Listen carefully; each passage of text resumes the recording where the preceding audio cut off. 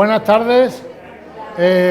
Vamos a dar comienzo a la cuarta jornada de nuestra Semana Cultural de la Sépera de la Frigolé. Como sabéis, vamos a tener varias actividades en colaboración con el Círculo Comercial. En primer lugar, tenemos el placer de inaugurar la primera exposición en Nerva de una joven fotógrafa de nuestro pueblo, Alicia Castilla. Tenemos el privilegio de que haya accedido gentilmente a participar en nuestra Semana Cultural con una magnífica exposición de 20 fotografías. Ella ha elegido sus temas y ahora nos explicará el contenido de la misma. Espero que disfrutéis de esta calidad que ya en esta primera exposición de Nerva de Alicia podemos apreciar. Le deseamos en nombre de la Sépera de la Frigolé que tenga mucho éxito en su carrera como fotógrafa, que las próximas exposiciones sean más grandes, en unos sitios más espaciosos, con mayor calidad para poderla presenciar más cómodamente. Humildemente hemos hecho lo que hemos podido y gracias al Círculo Comercial aquí te damos el pistoletazo de salida en tu pueblo a tu carrera fotógrafa. Muchas gracias y enhorabuena porque lo que estamos viendo aquí es magnífico. Bueno, buenas tardes. Cuando decidimos hacer esta jornada, que la hacemos todos los años en colaboración con el CPAC La Frigolé, la verdad es que pretendíamos de primera hora pues juntar varias muestras culturales de nuestra tierra, como vamos a hacer hoy, con la música, con la conferencia que tenemos luego y ahora pues con esta maravillosa exposición que nos regala Alicia Castilla. Cuando hablamos de qué exposición íbamos a montar, y Juan Carlos me habló de las cualidades inmensas que tenía Alicia, me enseñó algunos de sus trabajos y no tuve la menor duda. Para el centro comercial, desde luego, es todo un honor acoger tu primera exposición.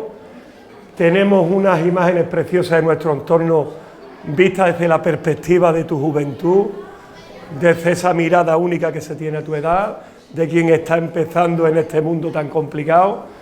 Y yo siempre digo que cuando nos juntamos la gente de Nerva, primero exponiendo y después acompañando y arropando a la persona que lo hace, de alguna manera estamos recuperando esa Nerva que todos queremos.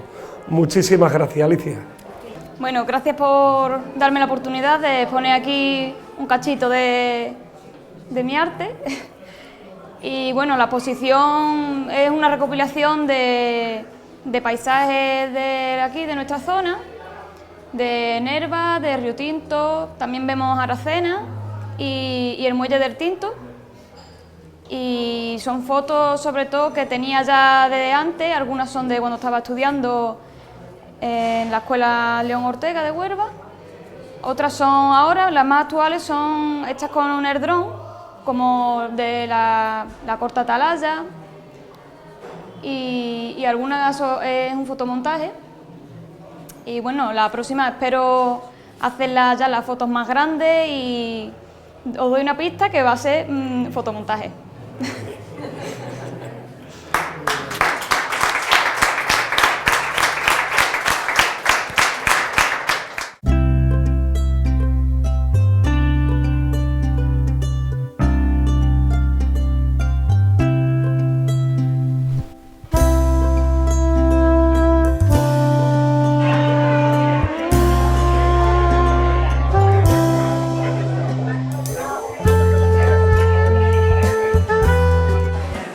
Bien, después de presenciar la magnífica exposición de fotografías de Alicia Castilla, tenemos el placer también de presentaros una nueva colaboración del Conservatorio Elemental de Música de Nerva Manuel Rojas con la Semana Cultural de la Sépera de la Frigolé. Para nosotros ya es habitual realizar actividades conjuntamente, no solamente con el Conservatorio, sino también con el Círculo Comercial. Y también es habitual tener que mostrar nuestro agradecimiento por tanta afluencia de personas que vienen a presenciar y a participar de este tipo de eventos. Así que os agradecemos vuestra colaboración, también al Círculo Comercial y al Conservatorio, que ayudan a que la Semana Cultural del Centro de Adultos de Nerva pues, continúe consolidándose año tras año como uno de los periodos del curso donde más actividades culturales se concentran en el pueblo de Nerva. nosotros, como siempre decimos, la hacemos no solamente para nuestro alumnado, sino para el resto del pueblo de Nerva. Para animar también a aquellas personas que todavía no conocen nuestro centro de adultos y que tengan interés en estudiar alguna de las posibilidades que les ofrecemos, para que se pasen en este periodo que próximamente empieza de reserva de matrícula y podamos conocer nuevos alumnos y nuevas alumnas en el curso que viene. Sin más, le paso la palabra al directivo de Cultura del Círculo Comercial para que os dirija unas palabras. Bueno, cortito y al pie, que lo que interesa es que los niños toquen, que es para lo que estamos aquí. Sí, siempre me gusta hacer un poco de énfasis en la historia de nuestro pueblo. La tradición musical nos ha acompañado a lo largo de nuestra historia, pero quiero remarcar esa diferencia básica. Si a finales del XIX, principios del XX y mediados del siglo XX, la tradición musical nervense era una tradición musical de élite, de las casas que podían permitirse tener un piano, de las que verdaderamente podían tener a su disposición a alguien que le diera unas clases a esos niños y a esas niñas, sobre todo mujeres en aquella época que se dedicaban a la música, yo creo que el antes y el después lo supone cuando el Conservatorio Manuel Rojas llega a Nerva. Yo creo que eso democratiza totalmente la llegada de la música, la hace que llegue a todos los escalafones de la sociedad y cualquier niño, afortunadamente, de Nerva y nuestro entorno puede disfrutar hoy de unos magníficos profesores, de unas magníficas instalaciones, y los resultados los tenemos aquí con los niños de nuestro pueblo, que nos dan estas alegrías cada vez que nos acompañan. Muchísimas gracias, Jesús. Bueno, pues muy buenas tardes a todos, a todas. Por supuesto, agradecer las palabras de Juan Carlos y de Deli. Para nosotros el Conservatorio, pues una vez más un placer, muy contento de estar una vez más aquí en el Círculo Mercantil, y en este caso, pues para, como dice Juan Carlos, colaborar y participar de los muchos y muy variadas actividades y actos que se están llevando a cabo esta semana con motivo de su Semana Cultural. Así que por nuestra parte, lo primero, darle las gracias a Juan Carlos y al TEPER por permitirnos participar de estos actos e incluirnos dentro de su programación de esta semana. Por nuestra parte, pues nuestra participación consistirá, como habitualmente, en la interpretación de alumnos y profesores, en primer lugar, independientemente todas y cada una de las especialidades que tenemos en el centro, y después ya, para cerrar esto, conjuntamente interpretaremos alguna pieza ya de manera grupal y conjunta que, por supuesto, esperamos pues que sean de vuestro agrado. Así que nosotros también vamos directo al grano y, sin más, pues presentamos ya la primera de la actuación que tenemos hoy, que va a ser la de los alumnos de guitarra, a los cuales recibimos con un fuerte aplauso. Muchas gracias.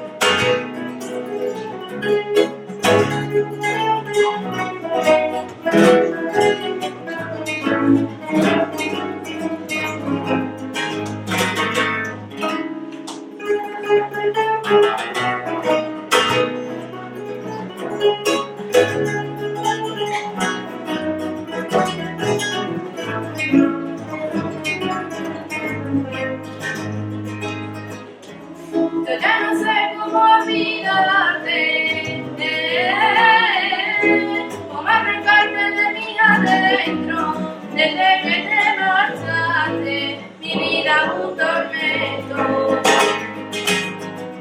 Yo ya no quiero recordarte, ni siquiera ni un momento, pero debo tu imagen grabada en mi pensamiento. Noches de bohemia y de ilusión, que no me doy a la razón, cómo te olvidaste de eso. Busco y no encuentro una explicación, solo la desilusión de que falso fueron tus besos.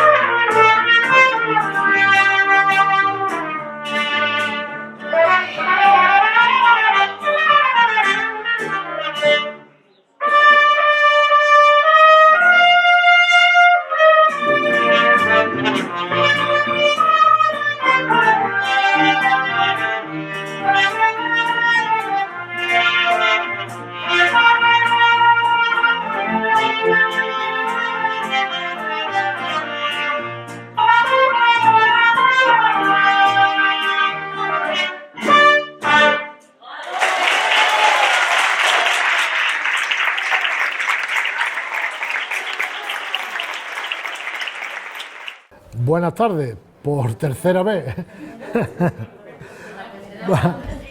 Vamos a comenzar la actividad con la que cerramos nuestra cuarta jornada de la Semana Cultural del Sépera de la Frigolet.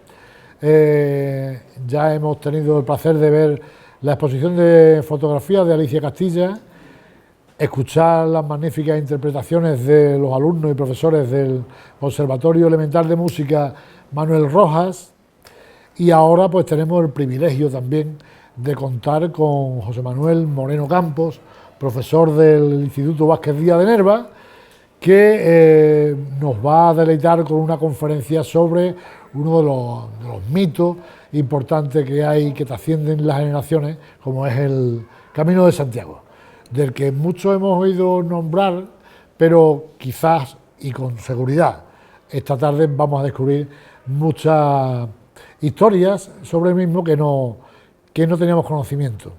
Entonces tengo el honor de agradecerte en nombre de la Sépera de la Frigolet tu colaboración en nuestra Semana Cultural, al Círculo Comercial también por esta magnífica tarde, y a vosotros pues vuestra participación y vuestra presencia una vez más, que hacen que esta Semana Cultural, la número 19 del único centro de adultos de la provincia de Huelva que organiza una Semana Cultural cada año, pues haya sido una vez más, y aunque no esté bien decirlo por mi parte, un éxito por lo menos en la participación, porque nos hemos visto desbordados en cada una de las actividades que hemos programado. Muchas gracias una vez más y deseando deleitarnos con la conferencia de José Manuel. Le paso la palabra a José Luis Lozano como directivo de la Sociedad Círculo Comercial. Bueno, a mí siempre me gusta decir que me llena de orgullo cuando el mercantil abre sus puertas para que entren por aquí la gente con esas inquietudes de conocimiento que siempre nos han caracterizado, y esta evidentemente es una de ellas. En primer lugar, darle las gracias al Sépera de la Frigolet por esos 19 años que se dicen pronto pero se viven más despacito, que lleváis aquí, de alguna manera dinamizando la vida social de la sociedad nervense, pero de esa parte de la sociedad que a menudo queda más en el olvido en los actos, de un sector poblacional que probablemente sea una de las asignaturas pendientes de nuestra sociedad general, ¿no? Entonces, como lo viví en primera mano y lo viví con mi madre, sé lo bien que le vino a acudir a esa escuela, sé la cantidad de amigos que tuvo, formé parte de ella también, y además sé las terribles circunstancias en las que has tenido que desarrollarla este año, sin ayuda de ningún tipo, pues me alegra profundamente que ya mañana lo que os queda es la celebración y que la hagáis pues como la habéis hecho cada año, a pesar de las ausencias. Ayuda de gente como el mercantil y el centro y muchos particulares también. Nada, se hacen las cosas porque muchas veces mejor tener ganas que tener dinero. En segundo lugar, pues para mí es un placer que José Manuel esté aquí con nosotros. Escuché hablar de él a través de mi hijo Alberto, en las primeras ocasiones me habló de un profesor de historia muy brillante que había venido al instituto.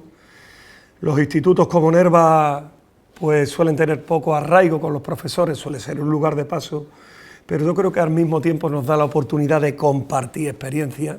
Vosotros conocéis nuestra tierra, esta tierra acogedora y luchadora que tenemos, y nosotros nos enriquecemos de alguna manera de vuestro fugaz paso por aquí. Espero que el tuyo sea menos fugaz de lo que me imagino. El Camino de Santiago creo que está un poco en boca de todos últimamente, porque Nerva ha sido incluido en los circuitos a través de Diputación. Le comentaba a José que precisamente tengo un amigo que ahora sale a hacerlo directamente de Nerva en bicicleta, unos 12 o 15 días, y efectivamente es uno de los temas que está rodeado de misterios y de enigmas y que es importante abordar en profundidad. No me entretengo más, simplemente darte las gracias y muchísimas gracias también a vosotros por estar aquí arropando esta actividad más, porque lo importante no es tanto ofrecer una conferencia, sino sentir que el conferenciante se siente a gusto, rodeado de gente que viene a escucharlo. Eso es lo verdaderamente importante. Muchísimas gracias. Bueno, en primer lugar, buenas tardes a todos y a todas. No quiero empezar sin dejar de agradecer al Círculo Mercantil, a Nerva, a José Luis, esta acogida tan cariñosa que he tenido.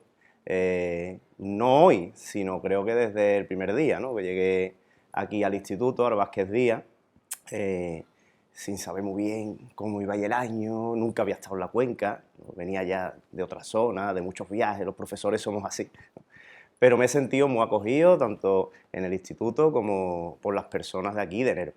Entonces, muchas gracias a todas y a todos, y también muchas gracias a mi alumnado. Aquí vemos, y a mis compañeros, también veo por ahí detrás, que me están arropando aquí también, a mis compañeros y a mi alumnado, ¿no? A mis alumnas y a mis alumnos, porque yo creo que sin ellos no estaría aquí, seguramente, ¿no?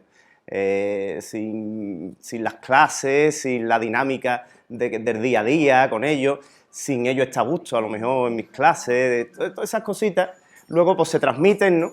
Y hacen, bueno, porque lleguen, por ejemplo, invitaciones como la de hoy, ¿no? A esta conferencia tan bonita que vamos a ver dentro de esta Semana Cultural. Entonces, agradecido también porque apuesten ustedes por la cultura, porque nunca es suficiente. Cuando de cultura se trata, nunca es suficiente. Tenemos que formarnos cada día en todo, en la historia, en la literatura, tenemos que leer mucho, tenemos que tener inquietud de saber mucho siempre y nunca dejarlo aparcado, con la edad que sea, en la adolescencia, en la juventud, en la madurez, siempre hay que estar aprendiendo y formándose porque siempre va a ser poco y va a ser necesario más. Entonces, esta Semana Cultural he estado viendo también el calendario de actividades, la agenda, y me ha parecido exquisito cómo se ha mezclado las exposiciones fotográficas, los conciertos, la música, la historia. Entonces, enhorabuena también a todas y a todos, enhorabuena a Nerva y al Círculo Mercantil por esta semana.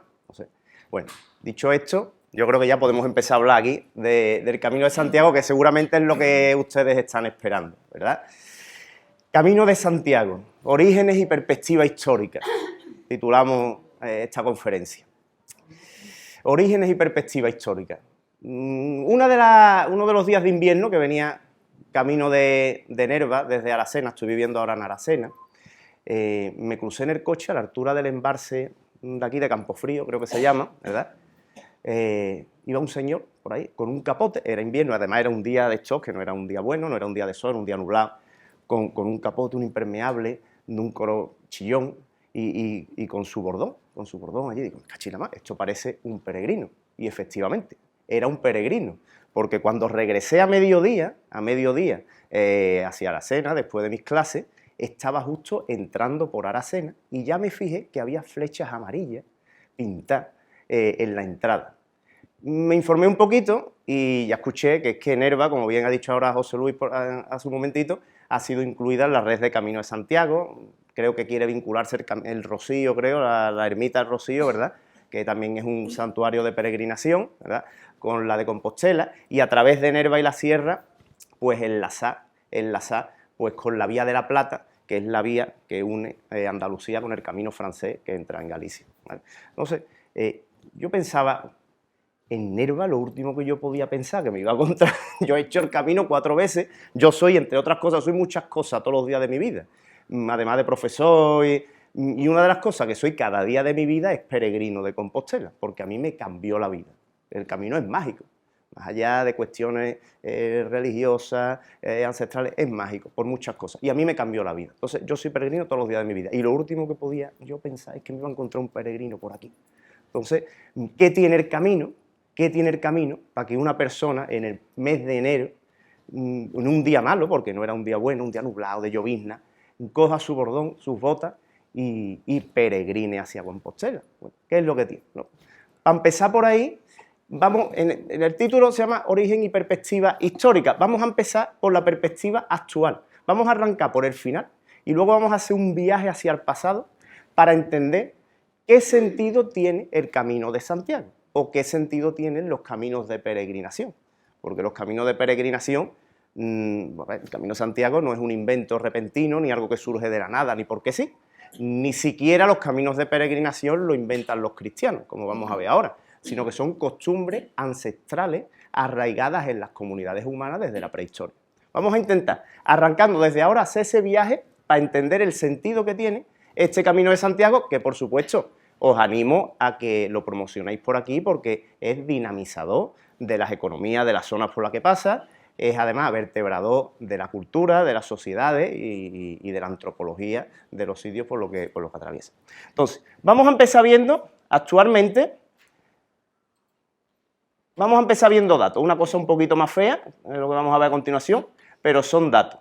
El Camino de Santiago estaba prácticamente muerto en los años 70 y 80, llevaba siglos de decadencia, y en los 90, en el año 93, esos años, esa edad de oro de la Expo del 92, la Olimpiada de Barcelona y demás, pues la Xunta de Galicia decidió apostar por revitalizar el camino y por recuperarlo, y cosa que ha conseguido con éxito. Si ustedes ven aquí los datos de la llegada de peregrinos a Santiago, por eso hablo de lo de vertebrar culturalmente, dinamizar económicamente la zona. Bueno, si ustedes se fijan, estos son datos de peregrinos llegados a Compostela entre el año 1998 y el año 2019, justo antes de la desgraciada pandemia que hemos sufrido. Pues fijaos cómo van aumentando hasta los 347.000. Estos son datos solo de personas que recibieron la Compostela, que da fe de que se han hecho al menos los últimos 100 kilómetros de camino, ¿vale? Hay mucha gente que hace el camino y no pide Compostela y no hay datos ni registro ninguno. Pues, ha sido un aumento espectacular, pero es que justo un año después de que terminaba la pandemia, en el año 2022, segundo año después del COVID, llegó casi 500.000 de personas a Santiago, a la catedral, a pedir a Compostela. O sea, esto es una cantidad brutal. En el año 1972, con el camino prácticamente muerto, se contabilizaron 67 peregrinos solamente. Hoy en día, casi 500.000 de personas, en solo un año, de todas las naciones, porque el camino es punto de encuentro de personas de todas las ideas, de todas las naciones, de todas las confesiones o no confesiones. En fin, es un sitio que yo creo que hoy en día puede ser símbolo universal de algo tan necesario en nuestro mundo de hoy, tan polarizado, tan violento, tan agresivo, en el que nos confrontamos, nos enfrentamos continuamente, lo vemos por desgracia en el telediario, pues símbolo de paz y cercanía hacia el otro, hacia el semejante, hacia el que piensa diferente, hacia el que viene de otro lado, hacia el que siente o habla diferente. Ahí nos despojamos de todas las capas que esta sociedad nos echa encima, como la cebolla, nos las vamos despojando y llegamos a lo más puro que tenemos, que es nuestro interior, y lo compartimos con el resto de los peregrinos que nos vamos encontrando. Punto de encuentro, 500.000 de personas, y de todo el mundo, de todas las naciones. Pueden encontrarte gente de Estados Unidos, de Francia, de Alemania, de Australia, o hasta de Rusia, ¿Pero qué tiene el camino? Y ahora tenemos que empezar a viajar hacia el pasado. ¿Qué tiene el camino? Para que antes ya de la revitalización del año 93 de la Xunta, hubiera movimientos dentro de Galicia pidiendo su recuperación, como por ejemplo el del inolvidable Elías Baliña, párroco de Osebreiro, el Alto de Osebreiro, que es la puerta de entrada a Galicia del camino francés, un sitio absolutamente mágico. Elías Baliña fue el que inventó las flechas amarillas para orientar a los peregrinos. En su afán por recuperar el camino, se decidió con un grupo de amigos y de entusiastas a jalonar de flechas amarillas todo el camino francés para que los peregrinos que transitaran por él mismo, que eran muy poquitos entonces, no se perdieran. Hoy en día es símbolo, yo creo que universal, del Camino de Santiago. O, por ejemplo, incluso antes, ahí tenéis otra foto de la flecha amarilla, que ya tenéis por aquí, ya habéis visto por ahí pintada, por el pueblo, por Nerva, las habéis visto por Aracena, incluso por la carretera. Hay zonas forestales ya que tienen su concha o su flecha. O antes, incluso en los años 60, Álvaro Cunqueiro, escritor de Mondoñedo, una de las figuras de la literatura española del siglo XX, gallego él, que en ese afán por intentar rescatar camino, cogió un 600 al que le puso Don Gaiferos de Montalbán y se lo recorrió solo con un fotógrafo haciendo fotos de los diferentes enclaves y demás. Todo eso cristalizó luego en la recuperación de la Xunta. Bueno, pero ¿cuántos caminos históricos encontramos a Santiago? Para empezar ya a entrar en materia y no enrollarme mucho. Yo normalmente, si me voy por las ramas o hablo demasiado, me paráis con toda la confianza porque mis alumnos lo saben, ¿verdad? Bueno, pues tenemos, las vías históricas son el camino francés, que ven ustedes ahí en verde, que entra desde Francia por Saint-Jean y Rossellvalle, que digamos que es la gran vía de peregrinación medieval y, bueno, la más universal de todas. Luego tenemos el camino primitivo, que fue el camino original, que veremos luego, que fue el que transitó el rey Alfonso II el Casto de Asturias, cuando le llegaron noticias de que se había descubierto el sepulcro del apóstol. El camino del norte, que seguían los peregrinos que no entraban por San Jan, sino que hacían el recorrido por la costa y entraban en Galicia por Ribadeo. Y luego, a medida que se va reconquistando territorio a los musulmanes y se va avanzando en la expansión de los reinos cristianos hacia el sur, pues el camino se va ampliando, porque evidentemente cuando se va repoblando la zona del sur, sobre todo la zona de Andalucía, cuando Fernando III en el siglo XIII, en 1248, termina de conquistar Valle del Guadalquivir, bueno, pues los pobladores cristianos de Andalucía, pues lo que utilizan también es la Vía de la Plata, que es el camino por el que vais a enlazar aquí, que viene de Rocío, y ahora lo veremos también con un poquito de más detalle.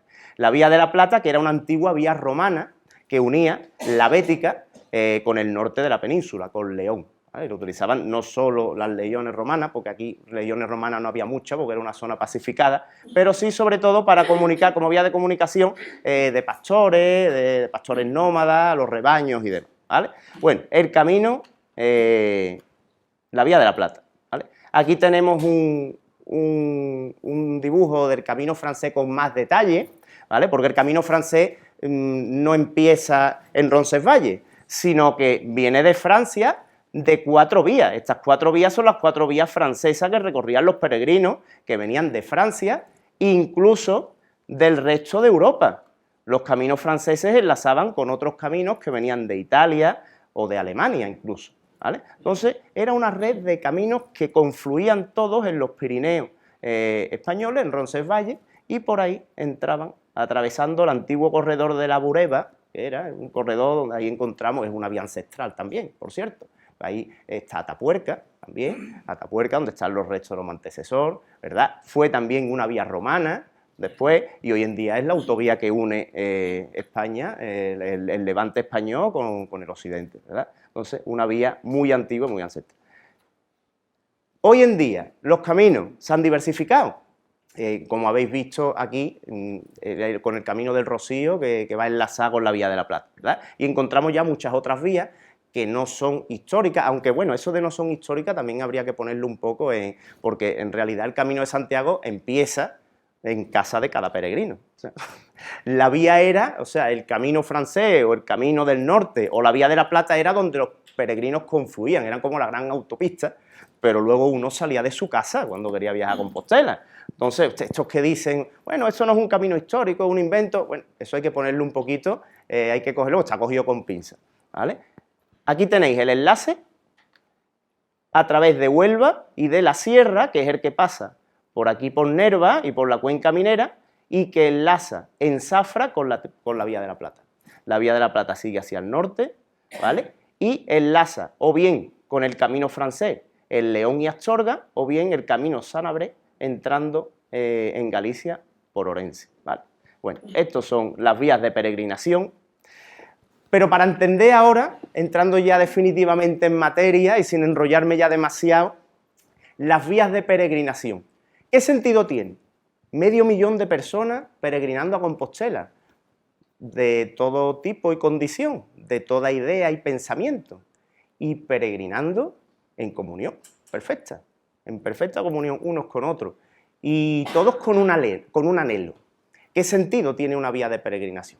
Bueno, pues como yo ya les dije antes, las vías de peregrinación no son un invento cristiano, ni empiezan con el Camino de Santiago, ni con el Camino del Rocío, mucho menos, que es posterior.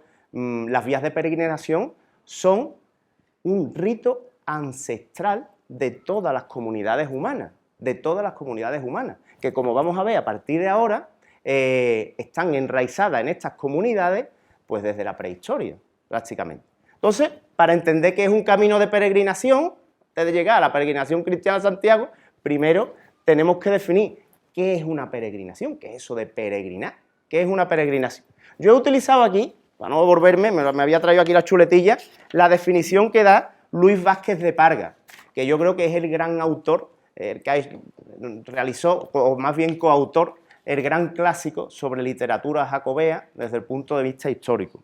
Él definió la peregrinación con estas palabras.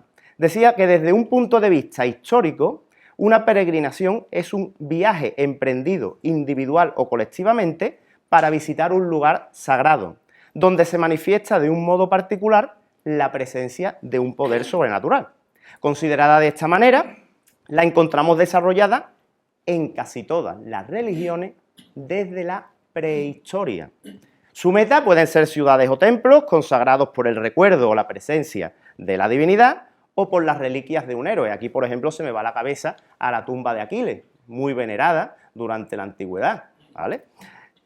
Pudiendo también tener por objeto lugares naturales como ríos, manantiales, cuevas o grutas, en cuyas proximidades se han levantado con posterioridad santuarios dedicados a alguna divinidad, ¿vale? Un viaje, por tanto, individual o colectivo hacia un lugar sagrado. Aquí puntualizo una cosa: en la antigüedad mediterránea los santuarios se colocaban allí donde se había revelado la divinidad. Por ejemplo, la Acrópolis ateniense, donde habían combatido Atenea y Poseidón. Por eso está allí el Partenón, consagrado a la diosa tutelar de Atenas. Y también el templo de Poseidón, que se había revelado allí en el combate con Atenea, y también tenía su templo, incluso lo que los griegos decían que eran las marcas del tridente que había utilizado en el combate, ¿vale? Entonces, allí donde se revelaba la divinidad. Y la gente, pues, peregrinaba por muchas razones, Podía peregrinar, nos encontramos, pues, por ejemplo, con santuarios terapéuticos, nos encontramos con santuarios en los que se buscaba un oráculo, santuarios mistéricos. Vamos a ver entonces, a partir de ahora, una serie de santuarios que van a partir de la prehistoria y hasta el primer cristianismo, haciendo un recorrido a santuarios sagrados a los que se ha peregrinado desde tiempo ancestral. Empezando por ese que ven ustedes ahí, que seguramente reconocerán, Stonehenge, ¿vale? Stonehenge. Cuando hablamos de prehistoria, sí que es verdad que tenemos que andarnos con pies de plomo y con tiento, porque el terreno siempre es pantanoso, ¿vale? Porque los datos no son los mismos que en periodo histórico. Pero sí que los últimos datos que tenemos, las últimas investigaciones que nos ha dado la arqueología, es que Stonehenge, bueno, además de un calendario lunar, además de un calendario agrícola y de un templo sagrado, era un santuario de peregrinación terapéutica. Es decir, un santuario al que iban las comunidades humanas peregrinando buscando sanación física a alguna enfermedad. ¿Esto por qué se ha concluido así? Pues porque hay enterramientos en el entorno de Stonehenge. Hay enterramientos de tipos humanos que genéticamente no son el mismo desde las comunidades humanas del entorno de Stonehenge. Es decir, era gente que venía de lejos a Stonehenge buscando ¿qué? Sanación. ¿Por qué lo sabemos? Porque muchos de esos enterramientos presentan defectos físicos y además estaban enterrados con unas piedras de arenisca azul que eran piedras sagradas y curativas que para ellos tenían propiedades mágicas y sanadoras. Entonces, encontramos ya en la prehistoria, en el tercer milenio antes de Cristo, un santuario de peregrinación, con una finalidad, en este caso, terapéutica, entre otras, ¿vale? Entre otras. Si avanzamos en el tiempo y llegamos a Egipto, ahí tenemos, voy a enseñaros un par de santuarios. Primero, el santuario de Osiris, o llamada la tumba de Osiris, en Abidos, que era un santuario de peregrinación mistérica o iniciático.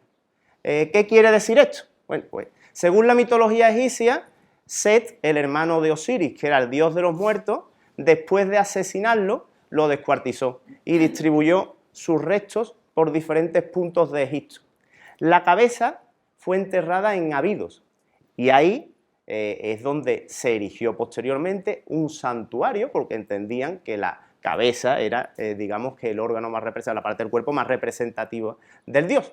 Entonces, en Abidos se peregrinaba buscando la resurrección futura. Osiris era el dios de los muertos. Osiris resucita, según la mitología egipcia, cuando Isis recompone su cuerpo. Entonces, les confiere a los devotos egipcios, a los fieles egipcios, pues una esperanza de resurrección, de vida eterna después de la muerte. Entonces, los egipcios peregrinaban a Abidos y lo que hacían era que erigían un cenotafio. Un cenotafio es una tumba vacía para representar una muerte simbólica una muerte simbólica que les asegurara estar bien con el dios, en este caso con Osiris, para el día de mañana, cuando llegara la hora de la muerte, asegurar su resurrección. Entonces, aquí encontramos peregrinos buscando un rito iniciático a un santuario divino. En Egipto también tenemos aquí otro santuario de otro tipo, un santuario oracular. Este está en Siba y es el santuario de Amón. Amón era el dios más importante del panteón egipcio, sobre todo durante el Imperio Medio y el Imperio Nuevo, y representaba la fuerza creadora. Pero en este caso, Amón era un oráculo. ¿Y qué eran los oráculos? A los oráculos se acudían para que los sacerdotes, no como podamos pensar, te dijeran el futuro. No. A lo que se acudía era a que el Dios, a través de los sacerdotes, te sancionara o te confirmara si una decisión que había tomado era correcta. En este sentido, los santuarios oraculares, tenían una función política absolutamente fundamental. Y voy a poner un ejemplo.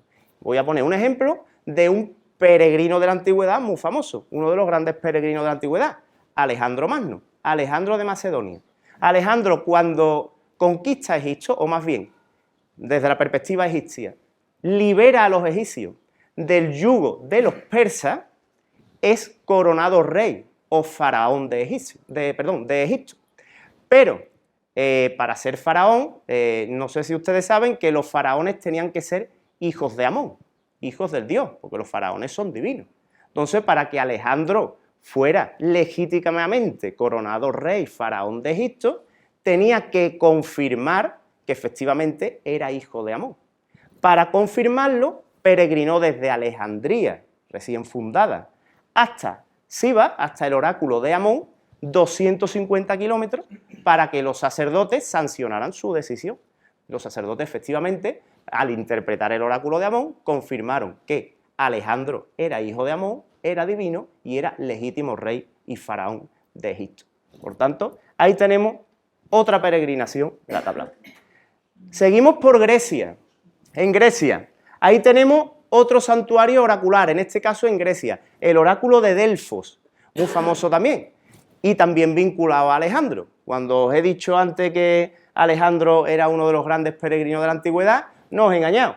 Alejandro fue a Delfos antes de conquistar toda Persia y todo el Oriente. Ustedes ya saben que cruzó a Asia y llegó hasta la India, pero una vez que tomó el control de Grecia, desde Macedonia, él no era griego, él era macedonio, cuando controla Grecia, lo primero que hace es ir al oráculo de Delfos, hacer una peregrinación a Delfos para preguntarle al oráculo si él era invencible o no. Aquí hay una anécdota muy graciosa, la cuentan los historiadores antiguos coetáneos a Alejandro, porque la Pitia, en Delfos, lo que había eran las pitonisas. Pitonisas que, repito, no adivinaban el futuro, sino lo que hacían eran confirmar o sancionar las decisiones políticas, ¿vale? Entonces, la pitonisa, parece que cuando llegó Alejandro allí, pues le preguntó a Alejandro que si él era invencible, para tener claro que iba a conquistar el Oriente. Y la pitonisa parece que no le respondió de una manera clara.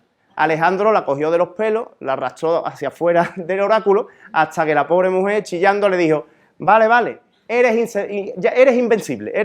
Y entonces él ya lo soltó y dijo: ya tengo lo que quiero y me voy. Y la dejó libre. Entonces, bueno, sanción política, peregrinación a los oráculos. Estos eran los santuarios oraculares.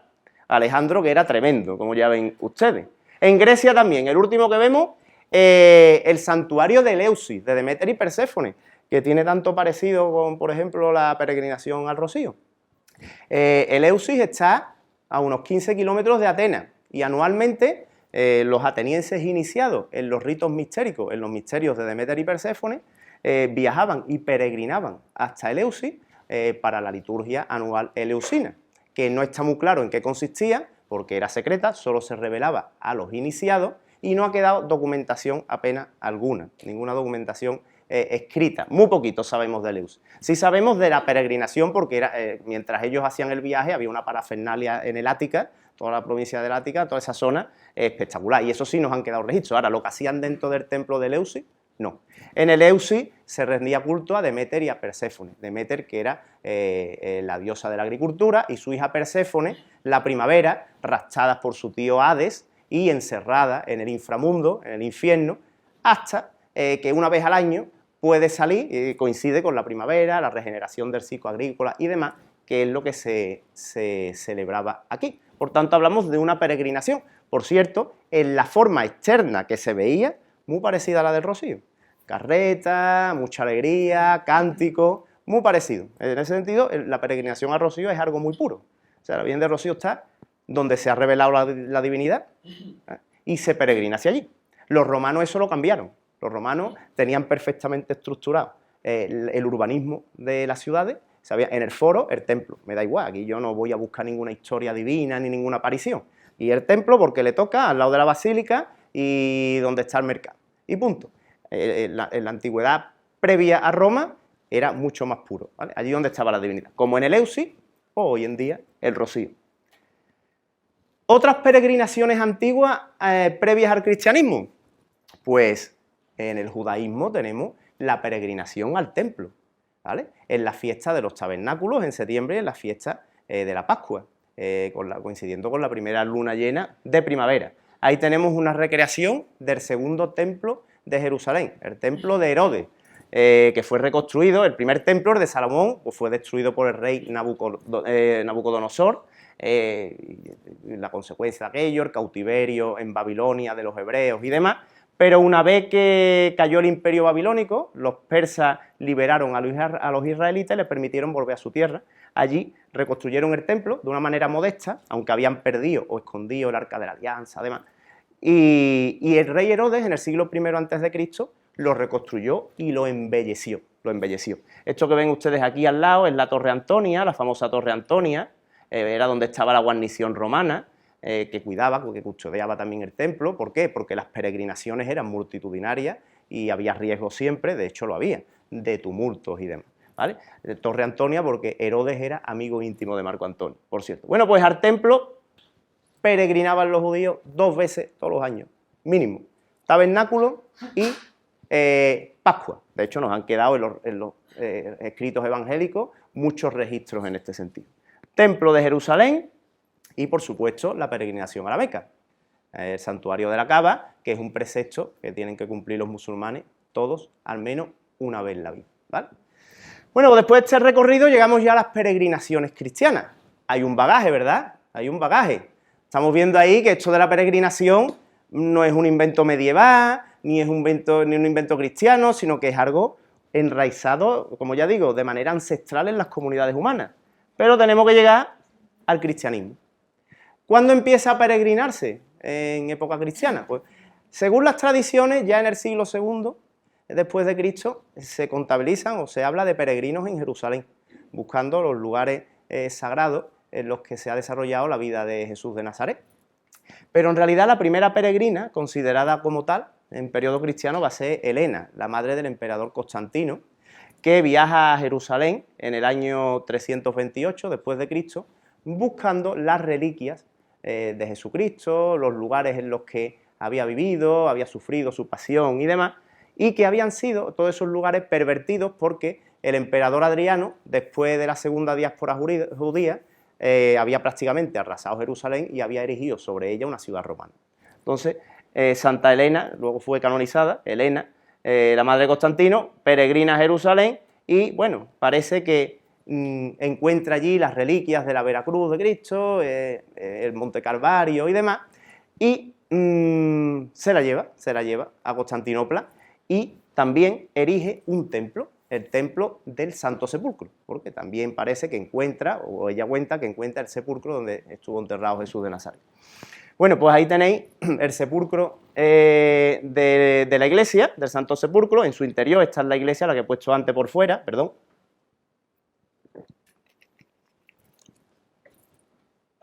Este es el interior del sepulcro. Y aquí tenemos el primer documento histórico de una guía de peregrinación, que es solo 5 años después del 328 y del viaje de Santa Helena.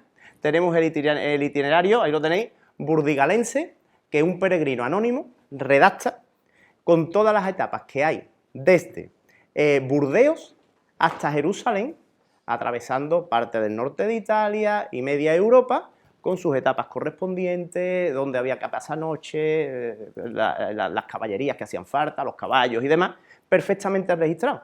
¿Sabes? Un peregrino del año 333, después de la inventio, que se llama la inventio, es el hallazgo, el descubrimiento de las reliquias de un santo o de un héroe. ¿Vale? Ahí lo tenéis. Porque a raíz de esa llegada de Helena a Jerusalén y de ese descubrimiento, se ponen de moda, evidentemente, entre el cristianismo, las peregrinaciones. ¿En qué sentido? Pues en el sentido de que el cristianismo lo que hace es que cristianiza lo pagano. Cristianiza lo pagano.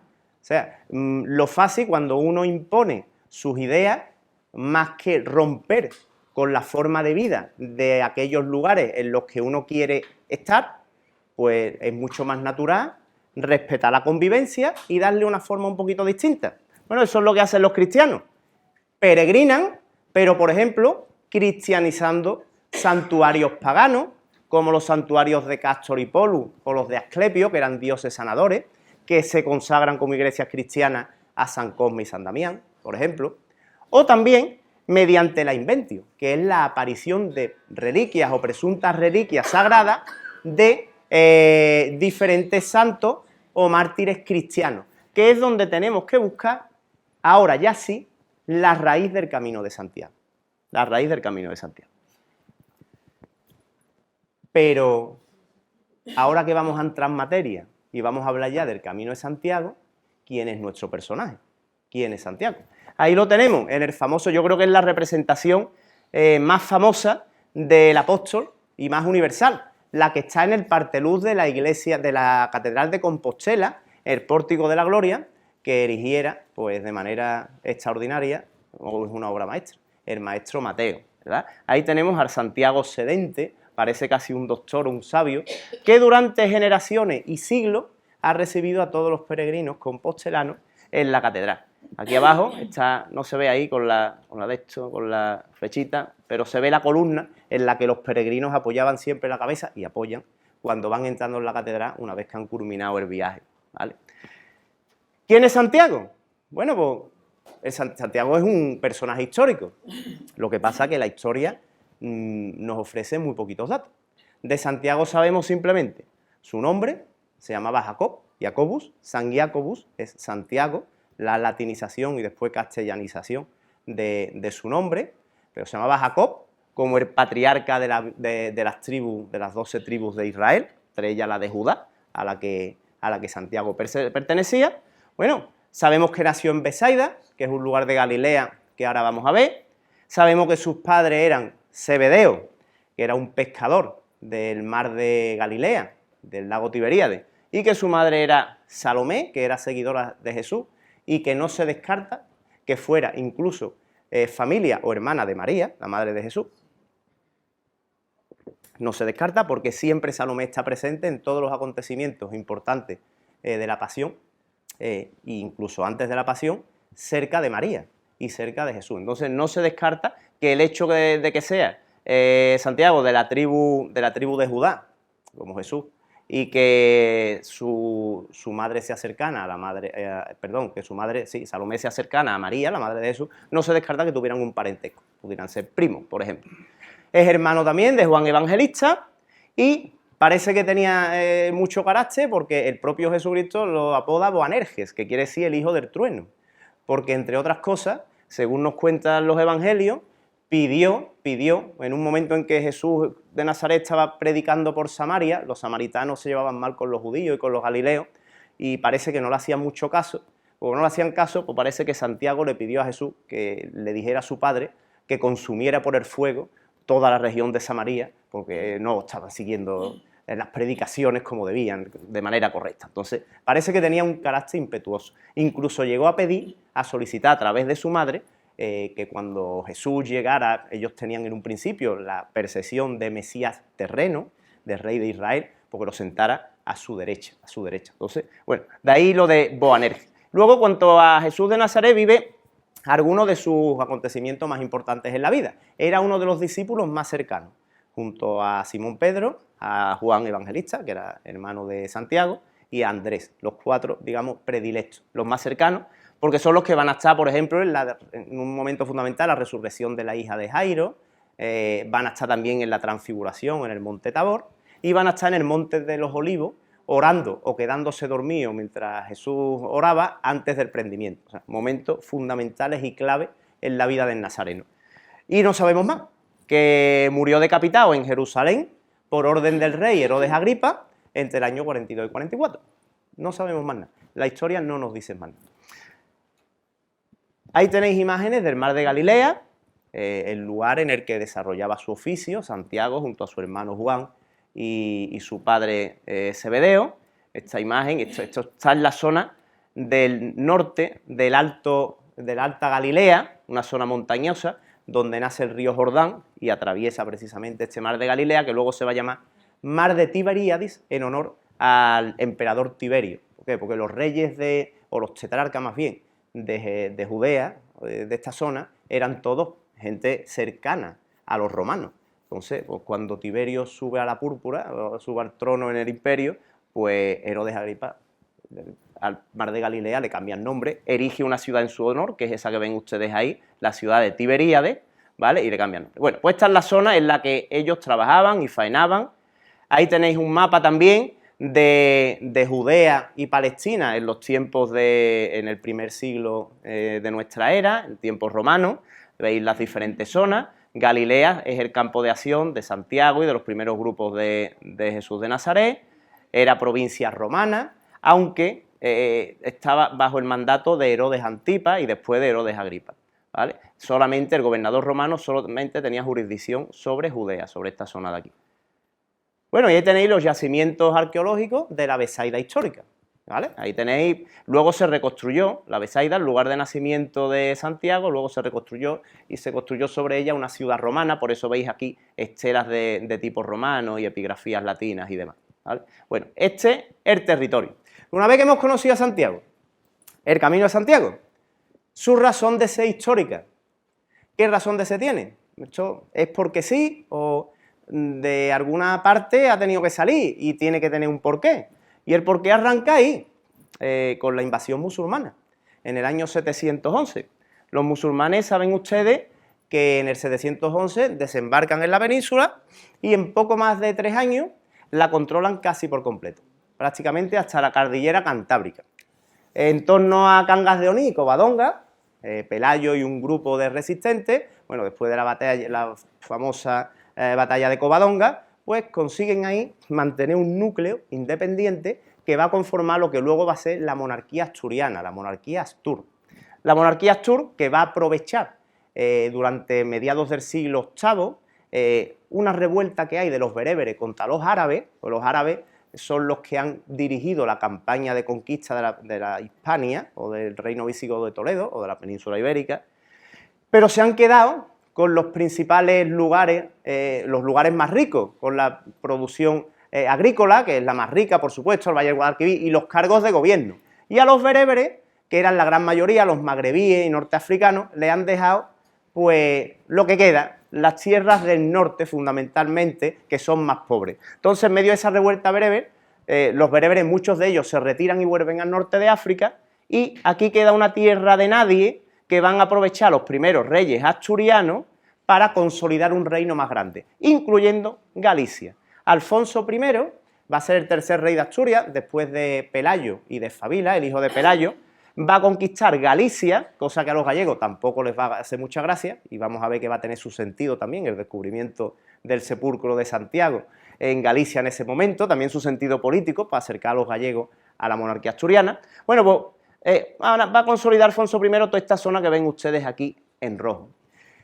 Pero a finales del siglo VIII la monarquía Astur está en crisis. Está en crisis por varias cuestiones. La primera, en Almuñeca ha desembarcado Abderramán I, que va a instaurar un emirato en Al-Ándalus, un emirato fuerte, que después de esta pequeña crisis con los bereberes va a volver a fortalecer el poder cordobés y va a desarrollar una serie de campañas y razias contra el norte de la península, contra Asturias. De hecho, se va a llegar a saquear incluso la ciudad de Oviedo. En segundo lugar, bueno, ahí tenéis a Alfonso, porque en este momento sube al trono Alfonso II el Casto, que va a ser un rey importante para el Camino de Santiago, por lo que vamos a ver a continuación. Él es el que se va a encontrar esta situación de crisis, esta llegada de Abderramán y estos saqueos hacia el norte de la península.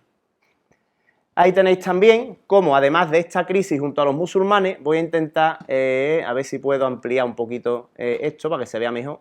No puedo, vamos a ver, aquí, ahí, ya está, ahí.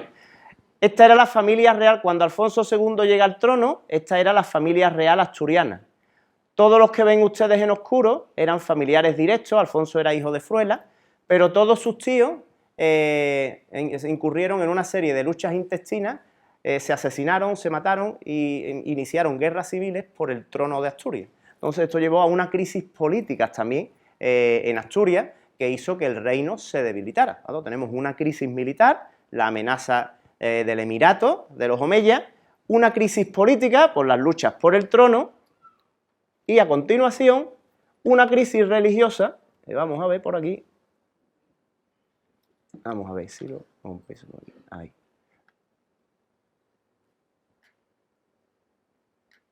Disculpa, ahí lo tenemos. Y en tercer lugar una crisis religiosa, que es la del adopcionismo.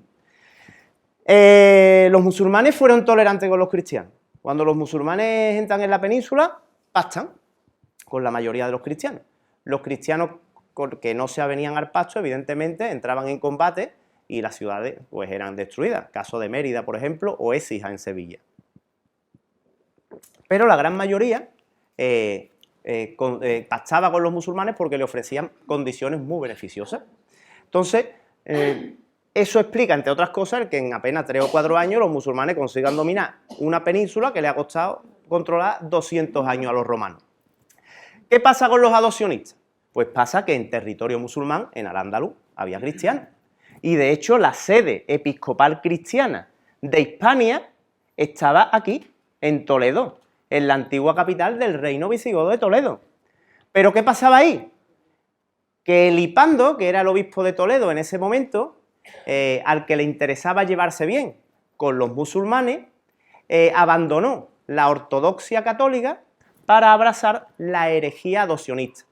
El cristianismo en la antigüedad era diverso, el catolicismo se impuso, pero había grupos muy diferentes, los gnósticos, los nazareos, los arrianos y los adopcionistas. El adopcionismo era un grupo cristiano, un grupo de pensadores y filósofos cristianos que entendían que Jesús nació hombre y fue divino por adopción de Dios Padre en el momento en que se bautiza en el río Jordán por su primo Juan el Bautista. Entonces, antes no era Dios, es Dios por adopción divina. Luego ya le quitas a los musulmanes que conviven contigo el problema de decirte que María no era virgen, la divinidad y demás. Entonces, humanizamos mucho más a Cristo. Los musulmanes veneran también y respetan a Jesús de Nazaret, pero desde una perspectiva profética y humana. Entonces, Elipando y los adopcionistas, que controlaban la sede metropolitana hispana, que era la de Toledo, se hacen adopcionistas buscando la cercanía con las autoridades musulmanas de Córdoba, ¿vale? Pero claro, para la Iglesia Católica no era lo correcto. De hecho, la Iglesia Católica condenó el adopcionismo como herejía y los adopcionistas fueron perseguidos. Es aquí donde entra el reino de Asturias y el Imperio Carolingio francés. La realidad histórica de la península, justo en este momento que estamos viendo, que es los prolegómenos del descubrimiento del sepulcro de Santiago, nos habla de 3 poderes en la península. El Emirato de Córdoba, el Reino de Asturias y el Imperio Carolingio, que tiene territorios al sur de los Pirineos, los condados catalanes a los que le va a llamar la marca hispánica. Los asturianos querían superar esa crisis y consolidarse como los herederos de los visigodos. Para ello necesitaban el apoyo de un reino fuerte. Y ahí es donde entra ya el Imperio Carolingio en escena. El Imperio Carolingio, que además era el brazo armado de la Iglesia Católica. El Papa coronó a Carlomagno, emperador heredero de los emperadores romanos, en el año 800 en Aquisgrán. De manera que los carolingios controlan todo lo que tienen ustedes ahí en verde. Y van a ser el apoyo político de los asturianos para legitimar su pretensión de reconquistar el territorio peninsular que antes pertenecía al reino visigodo de Toledo. Para eso necesitan ¿el qué? Algún tipo de ¿qué? De referente religioso. ¿Por qué? Porque si la sede episcopal hispana de la Iglesia era adopcionista y estaba además en territorio musulmán, a la Iglesia católica y a los carolingios no les gustaba. ¿Cuál podía ser la alternativa? Una sede episcopal cristiana en territorio cristiano, en este caso Asturias, y fiel a la Iglesia católica, no adopcionista. Es en este contexto en el que Beato de Liébana, en torno a mediados del siglo VIII, que era el gran pensador cristiano de la Alta Edad Media en este momento, en esta situación. Beato vivía ahí, este es el monasterio de Santo Toribio de Liébana, no sé si lo conocen o tienen referencias, donde hay reliquias también del Lignum Crucis y demás. Bueno, pues Beato de Liébana va a ser el encargado de poner en contacto diplomático a la monarquía asturiana con el Imperio carolingio y va a elaborar toda una teoría según la cual Santiago predica en Hispania y es patrón de Hispania, de manera que va a preparar el terreno para que unos años después se produzca el hallazgo del sepulcro de Santiago, ¿vale? Un discípulo de Cristo y de los más cercanos además, y además con carácter belicoso. Estamos hablando de un momento de guerra con el Islam. Entonces, ahí van confluyendo todas estas cuestiones políticas que Beato, que va a ser el auténtico vértice de todo este movimiento, va a plasmar en dos documentos. Primero, en sus comentarios al Apocalipsis de San Juan, que eran unos libros en los que él comentaba el Apocalipsis de San Juan y luego se iluminaban y que fueron los auténticos bestsellers, los libros más vendidos, podemos decir, o más copiados de la época en los scriptorium de los monasterios medievales, iluminados, bellísimos, obras de arte, ¿vale? Pues en estos comentarios tan famosos, estos bestsellers del periodo medieval de Beato, Beato va a defender que Santiago predicó en Hispania. Antes les he dicho los datos históricos que tenemos de Santiago. En ningún sitio vemos todavía de que se comentara que Santiago predica en Hispania. Bueno, pues Beato ya habla de esa predicación a mediados finales del siglo VIII. Empieza a preparar terreno de la Inventio, que ya sabemos de antes que se venía desarrollando por los cristianos para legitimar santuarios de peregrinación o lugares sagrados o para cristianizar lugares paganos. Bueno, pues ahí tenéis este mapa que aparece en uno de los comentarios del Apocalipsis y este que viene aquí, en el extremo occidental del mundo, es Santiago. Además lo apoya con una frase en la que claramente Beato dice que predica en Hispania. Además, Beato compone un himno dedicado al rey Maurégato, tío de Alfonso II, para gloria del rey de Asturias, y en ese himno incluye las siguientes palabras: oh muy digno y muy santo apóstol Santiago, dorada cabeza refulgente de Hispania, defensor poderoso y patrón especialísimo, asiste piadoso a la grey que te ha sido encomendada. O sea, primero defiende o proclama que Santiago predica el cristianismo en Hispania y después, a continuación, en este himno, que es unos años posterior, además lo declara patrón de Hispania, ¿vale? Las consecuencias de esto, unos años después, el himno a Maurégato es del año 786, los comentarios al Apocalipsis de Beato son del 776, entre el 820 y el 830, ya no con Maurégato, sino con su sobrino Alfonso II el Casto, llegan a la corte de Asturias, a Oviedo, la nueva capital, se ha trasladado de Cangas de Onís a Oviedo, llegan noticias de que en Galicia, donde los gallegos tampoco estaban muy contentos con el control de los asturianos de su tierra, pues un ermitaño llamado Pelayo ha visto unas luminarias en el cielo y ha descubierto un sepulcro romano que Teodomiro, obispo de Iria Flavia, Compostela no existía todavía, este Pelayo habitaba como un anacoreta en el bosque Libredón, que era un sitio mágico, por cierto, ancestral y mágico para las culturas célticas del noroeste peninsular. Pues el obispo de Iria Flavia acude a la llamada de este ermitaño y confirma que el sepulcro que ha encontrado contiene los restos de un apóstol de Cristo y que es el apóstol Santiago. Entonces, esto se produce entre el año 820 y el 830, con el respaldo ideológico de Beato de Liébana, que era el gran filósofo, el gran pensador del medievo europeo en este momento, y con el respaldo político de Roma y del Imperio Carolingio. El rey, una vez llegada noticias de ello, lo primero que hace es peregrinar a Compostela. Peregrina a Compostela en lo que se va a llamar el camino primitivo, que es ese que ven ustedes ahí, que todavía hoy se puede transitar, yo lo he hecho una vez y es precioso, parajes naturales espectaculares, no es el gran camino francés, histórico, artístico, que transita la mayoría de los peregrinos que entra en España, pero sí es el original, el que Alfonso II con la corte asturiana hace primero, según la tradición, camino de Compostela para venerar el sepulcro que Teodomiro, obispo de Iria Flavia, ha confirmado que es el sepulcro de Santiago.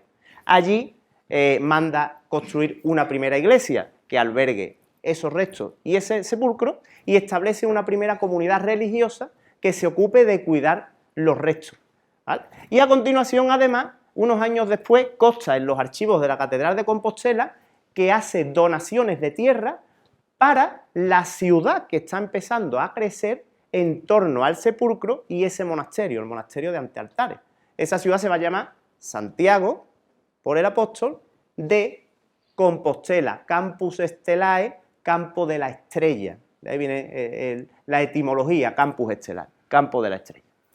Bueno, ahí tenéis también, os he traído una imagen, la iglesia de San Félix de Solovio, que está, según la tradición, construida sobre donde estaba la celda en la que rezaba Pelayo, el monje Pelayo, que vio las luminarias y demás y descubrió el sepulcro, y hay una recreación de la iglesia que manda a construir Alfonso II el Casto, una vez que confirma y peregrina a través del camino primitivo hasta Santiago, y que luego esta iglesia va a ser enriquecida por Alfonso III Magno y destruida, desgraciadamente, por Almansor, aunque Almansor respetó, los musulmanes respetaban las reliquias sagradas siempre, entonces Almansor destruye la iglesia entera, pero respeta el sepulcro, pues lo sabemos, nos ha llegado la documentación.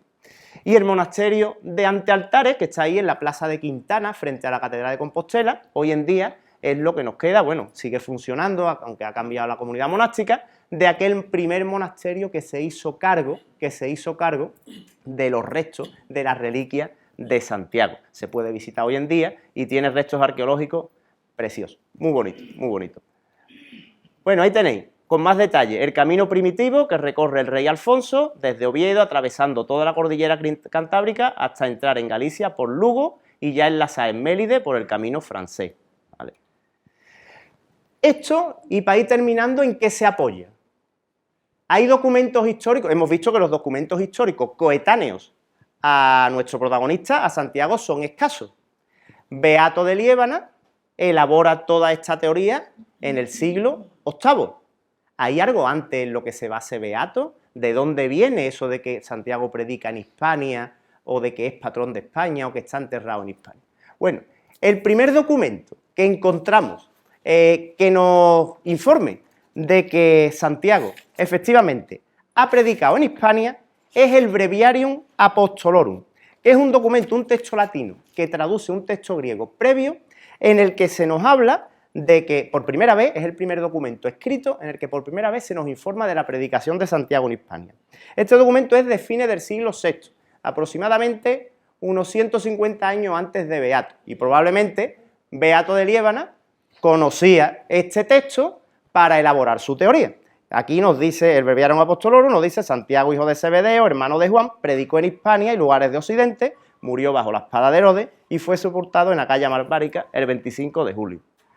Otro documento histórico es el de Adelmo de Malverbury, el poema de Aris, que es posterior. El poema de Aris es un poquito posterior, es del siglo VII, un poquito posterior al Breviarium Apostolorum, y junto a una cita de San Isidoro de Sevilla son las dos fuentes que tenemos del siglo VII y de principios del VIII también, de la predicación de Santiago en Hispania. Ahí, pues no, porque yo creo que ya vamos de tiempo, ¿no? Intentar apurar un poquito y terminar. Encontramos las siguientes referencias históricas a la predicación de Santiago en Hispania. Son esos dos textos. Junto a ese, la Passio Sancti Jacobi, que es previa del siglo V, tenemos aquí la primera vez en que Santiago es protagonista de un relato y de un texto histórico. Ahí se habla de su vida y se amplían los acontecimientos y el desarrollo de sus vicisitudes en la vida. No solo habla de su nacimiento, predicación y muerte, sino su enfrentamiento con el mago Hermógenes, por ejemplo, que es un elemento muy recurrido, un episodio muy recurrente en el arte medieval y que encontramos, por ejemplo, aquí en la iglesia de San Pedro de Fromista, que es final de una de las etapas, ese enfrentamiento casi mágico con Hermógenes, al que consigue al final convertir al cristianismo. Y Beda el Venerable. Beda el Venerable va a ser el último jalón del que Beato de Liébana va a beber para elaborar toda esa teoría santiaguista en Asturias y en Galicia. Beda el Venerable va a ser el primero, si se fijan ustedes, no sé si lo llegáis a ver ahí, tanto en una homilía como en una obra suya también, que es el llamado Martirologio de Beda, es el primero que dice que está enterrado en Hispania. Beda el Venerable, en el siglo VIII, apenas 60, 70 años antes de Beato, ya hace referencia a que Santiago descansa, ahí tenéis, si queréis os lo leo, no sé si lo tengo aquí, dice en su obra: este San Juan Evangelista es el hermano del bienaventurado Santiago, cuyo cuerpo descansa en Hispania. Y dice también en la otra obra, en el Martirologio: los restos del apóstol fueron enterrados en Hispania y posteriormente trasladados y escondidos en sus últimos límites frente al mar británico. Por último, la Concordia de Antartare, que es ese documento que tienen ahí, es la que en el año 1077, la Concordia de Antartare es un acuerdo entre el Cabildo de Compostela y la comunidad monástica que originalmente había cuidado de las reliquias de Santiago para repartirse los beneficios que daba la peregrinación, porque daba ciertamente muchos beneficios. Entonces, dentro de ese documento, de ese acuerdo político entre unos y otros, se establece por primera vez un relato completo de toda la historia del descubrimiento del sepulcro y del traslado previo desde Palestina después de la decapitación hasta Galicia. Este documento es del año 1077 y va a ser la primera referencia histórica a todo aquello que ha llegado hasta nosotros en forma de leyenda, descubrimiento, las luces, el anacoreta, el Teodomiro, etcétera, etcétera, etcétera. Es un documento del siglo XI. Y hasta aquí. A partir de ese momento, el Camino de Santiago crece y se convierte en la principal vía de peregrinación de la Edad Media, porque en Palestina, en los santos lugares, eso está controlado por los musulmanes y muchos más después de las cruzadas, en el momento en que se ha violentado mucho más la guerra. Entonces, ¿qué queda? Roma y Santiago. Y Santiago crece y florece al calor de los comerciantes francos y de los reyes del reino Astur-Leonés, después reino de Asturias, o después reino de León o reino de Castilla y León, benefactores del Camino de Santiago. ¿Por qué? Porque lo que buscaban era dinamizar la economía. Aquí, mientras más peregrinos hubiera, pues más hospitales de peregrinos, más tabernas, más lugares en los que descansar, más lugares de acogimiento y más dinamización económica en unos reinos que eran originalmente agrícolas y sobre todo ganaderos y pobres, ¿vale? Entonces el Camino de Santiago va a vertebrar a los reinos del norte de la península, va a dinamizar sus economías y los va a integrar en el resto de la Europa medieval. Para ir terminando, vamos a ver unos cuantos lugares del camino, como por ejemplo, ya a modo casi de epílogo, el monasterio de Roncesvalles, que tenéis ahí, la puerta de entrada al camino francés. Pamplona, ejemplo de ciudad franca. Pamplona creció gracias a los comerciantes francos que se establecieron en ella para atender a los peregrinos. Puente la Reina, Alfonso VI de León llenó el camino de puentes para que los peregrinos pudieran ir salvando con comodidad los ríos, puentes medievales que hoy, por suerte, conservamos. Y los peregrinos tenemos la suerte de atravesar, igual que hace 600 o 700 años, los peregrinos medievales, Puente la Reina. Bueno, lugares mágicos, como el capitel de San Juan de Ortega, donde cada equinoccio de primavera, ese capitel que representa la Anunciación a María por el ángel Gabriel, pues se ilumina con el primer rayo de sol, de la primavera. Esto está en San Juan de Ortega, en Burgos, en un monasterio de Burgos. Bueno, tenemos lugares como, aquí ella se ríe, el cáliz de Doña Urraca, datado por algunos historiadores como el Santo Grial, que tenemos en León, en la colegiata de San Isidoro de León, cáliz de Doña Urraca. Bueno, podemos ver más puentes, como Puente Órbico, donde está tasado. Esto es un camino de Santiago muy ligero, que yo os voy a hacer por si os puedo plantar la semillita de algún día hacerlo, y no hacer los últimos 100 kilómetros, que eso es turístico. Eso, hacerlo completo, o mientras más jornadas, mejor. Puente Órbico, que está en León, y donde está datada, documentada, la última justa de la historia de la España medieval o de la Castilla medieval. El caballero Suero de Quiñones, por amor, prometió no quitarse un collar ahí del cuello hasta que no rompiera 100 lanzas con 100 caballeros que se presentaran en Puente Órbigo a la vista de los peregrinos. Esto es la vía de Santiago, es la vía francesa. Entonces fue una justa que duró meses allí, fue un espectáculo increíble. Y luego, cuando terminó de cumplir esa promesa de romper 100 lanzas con 100 caballeros y demás, pues le hizo una ofrenda a uno de los relicarios que hoy se puede visitar en la Catedral de Santiago. Lo que pasa es que esa cadena que él llevaba al cuello se la ofrendó no a Santiago Apóstol, sino a Santiago el Menor, Santiago de Alfeo, que está en el interior, en la capilla de las reliquias. Bueno, Puente Órbigo, el castillo templario de Ponferrada, espectacular, lleno de taus grabadas, la taus simbólica. Yo, que a lo mejor me he pasado mucho, ya me queda muy poquito, pero de Camino de Santiago podríamos hablar, o sea, yo me comprometo aquí, a que si yo sigo por aquí, o incluso sin seguir por aquí, pues otro año, pues hacer, por ejemplo, una conferencia sobre esoterismo en el Camino de Santiago y principios simbólicos, o centrarnos más en el desarrollo de la peregrinación medieval, o en los edificios, o en el arte, o en lo que ustedes quieran. A mí no me importa. Yo, Osebreiro, la entrada a Galicia, mágica, y el monasterio de Samos, donde se educó siendo niño el rey Alfonso II el Casto, tan importante para la peregrinación, y la plaza del Obradoiro de Compostela, que Gabriel García Márquez dijo que le hacía dudar. Me parece a mí que es la más bonita del mundo. Me va a decir más o menos Gabriel García Márquez, y ciertamente es sobrecogedora y espectacular y preciosa, bellísima cuando uno llega allí después de peregrinar durante días y días y días y semanas. Terminamos con una cita. ¿Qué es el Camino de Santiago? He intentado dar algunas pistas por aquí, ¿vale? Pero, ¿qué es hoy? Han pasado los siglos, somos otro mundo, otra sociedad. 500.000 de personas en el año 2022, no sabemos, en el 2023, cuántas llegarán a pedir a Compostela. ¿Qué sentido tiene? Pues esa frase de Goethe, padre del romanticismo y padre del romanticismo y el folclore alemán, gran poeta, Goethe.